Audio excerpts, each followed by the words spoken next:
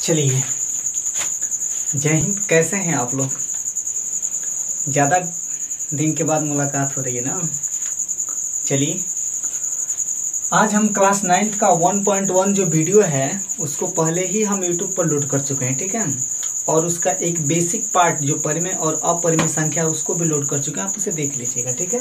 दोस्त मेरे प्यारे भाई, क्लास 9th का एक्सरसाइज 1.2 जो है ना, इसी के बारे में हम आज पढ़ेंगे। और पहला जो प्रश्न है इसमें सत्य है या असत्य बाबू, ठीक है।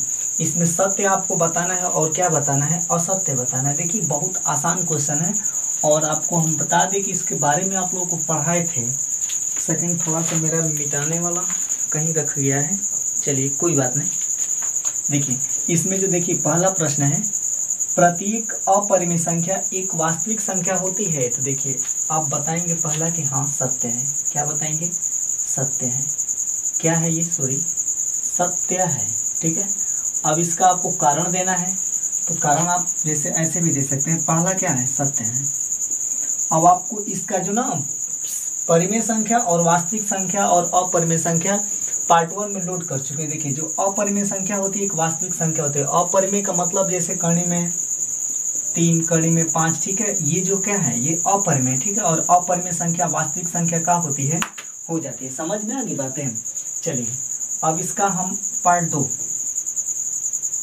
लिखा है कि संख्या रेखा का प्रत्येक बिंदु अंडर रूट यम का रूप का होता है। संख्या रेखा का प्रत्येक बिंदु अंडर रूट यम मतलब करनी में यम के रूप का होता है। तो जो संख्या रेखा होता है ना, ये करनी में यम के रूप का नहीं होता है। आप जो मेरी पहली वीडियो से देखिएगा समझ में आ जाएगा, उसी से दिखा है कि संख्या रेखा का प्रत्येक बिंदु अंडर रूट यम के रूप का होता है। तो बताएंगे नहीं, असत्य है, नहीं होता है। समझ में आ गई बातें? क्या है? नहीं होता है। क्यों नहीं होता है? क्योंकि इसमें देखिए जैसे कि जो संख्या रेखा का प्रत्येक बिंदु है ना, ये कर्ण में भी हो सकता है, नहीं भी हो सकता है, ठीक है। आगे देखिए लिखा है कि प्रत्येक वास्तविक संख्या एक अपरिमेय संख्या होती है। प्रत्येक वास्तविक संख्या, देखिए हम वास्तविक संख्या आपको पहले बताए थे बाबू कि जो वास्तविक संख्या होती है ना, ये परिमेय भी होती है। क्या होती है? परिमेय भी होती है। और हाँ, ये अपरिमेय भी होती है, इसको ध्यान दीजिएगा। तो कह रहा है कि जो वास्तविक संख्या है यह एक अपरिमेय होती है। तो अपरिमेय तो होती है, लेकिन जो वास्तविक संख्या है ना मेरे प्यारे दोस्त, वो परिमेय संख्या भी होती है। इतना बात क्लियर है? तो आपका ये जवाब है गलत है। क्या है? गलत है, ठीक। ये असत्य है, क्योंकि आपको कारण बता ही दिया कि जो वास्तविक संख्या होती है परिमेय संख्या भी होती है और क्या होती है, अपरिमेय भी संख्या होती है। तो पहला सत्य है, दूसरा का असत्य है, और हाँ तीसरा वाला भी क्या है, असत्य है, ठीक है। जो संख्या रेखा का होता है प्रत्येक बिंदु यम, करनी में यम का नहीं होता है। जाहिर सी बात है ना, करनी में यम का नहीं हो पाता है।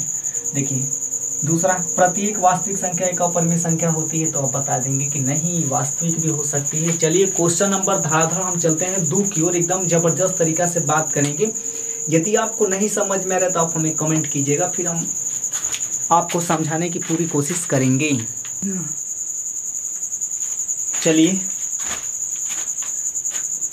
चलिए इसके बारे में हम पढ़ते हैं। प्रश्न संख्या 2 देखिए बोर्ड पे लिखा गया है, क्या सभी धनात्मक पूर्णांकों के वर्गमूल अपरिमेय होते हैं? यदि नहीं तो एक ऐसी संख्या का वर्गमूल का आप उदाहरण दीजिए जो एक परिमेय संख्या है। देखिए तो सबसे पहले आप हमें लिखेंगे क्वेश्चन के आंसर में आप हल लिखेंगे। क्या लिखेंगे? हल। और इसके बारे में हम बताते हैं आपको। लिखा है कि क्या सभी धनात्मक पूर्णांकों के वर्गमूल अपरिमेय संख्या होता है? तो देखिए जो धनात्मक है ये पूर्णांक है, और ये क्या होता है, वर्गमूल अपरिमेय होते हैं। प्रश्न में लिखा है कि यदि नहीं, तो मतलब इसका तो जवाब मिल गया ना कि नहीं। पहला क्या लिखेंगे? नहीं। तो एक ऐसी संख्या का वर्गमूल का उदाहरण दीजिए जो एक परिमेय संख्या है। जैसे मान लीजिए हम लिख देते हैं अंडर रूट 4। का लिखते हैं? अंडर रूट 4 मतलब करनी में 4 लिखते हैं, ठीक है। तो देखिए 4 का मतलब कि 4 के एलसीएम निकालिए, 2 दूनी के 4, 2 का 2। देखिए इसमें से 2 को 2 है ना, तो 1 2 निकल जाएगा मेरे प्यारे दोस्त।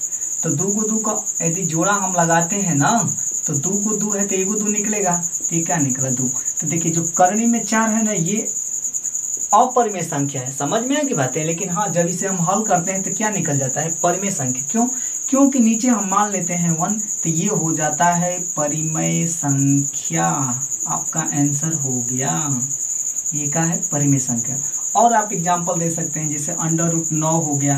अब 9 को निकालेंगे तो 3 हो जाएगा, और 3 के नीचे कुछ नहीं तो क्या है, 1 है, तो ये भी क्या हो गया है, एक परिमेय संख्या हो गया। जवाब खत्म। ठीक है, अब जैसे दे देगा √5। अब देखिए √5 का एलसीएम निकालेंगे तो खाली 5 से ही कटेगा। समझ में आ गई बातें। जब 5 से कटेगा मोर भाई मेरे प्यारे दोस्त, तो ये वाला देखिए, तो इसमें से कहाँ निकल पाएगा, नहीं निकल पाएगा, तो ये अपरिमेय है। लेकिन हाँ, यदि इसी पे √25 दे दें तो निकल के आएगा क्या, 5। और जब ये 5 निकल के आएगा तो इसके नीचे 1 लग जाएगा। ठीक है, तो ये क्या हो गया, परिमेय संख्या। तो मेरा मतलब है कि आपका आंसर यही है।